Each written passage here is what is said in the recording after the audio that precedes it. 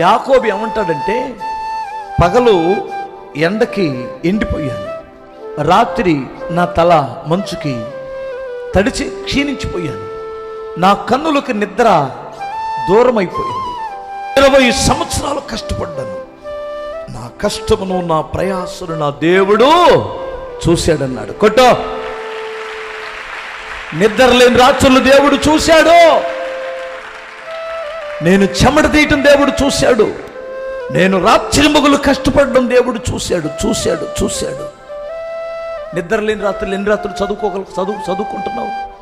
నిద్ర లేకుండా ఎదవేశాలు ఎన్నేస్తున్నావు? నిద్ర లేకుండా ఎన్ని రాత్రులు బైబిల్ చదివావు? నిద్ర లేకుండా ఎన్ని రాత్రులు పుస్తకాలు పట్టుకున్నావు? నిద్ర లేకుండా ఎంతకాలం దేవుని సేవ కొరకు కష్టపడ్డావు? గురి ఉండగానే సరికాదు, దర్శనం ఉండగానే సరికాదు. దర్శనం కొరకు నువ్వు చేరాల్సిన గమ్యం కొరకు ఏం చేయాలి? కష్టపడాలి.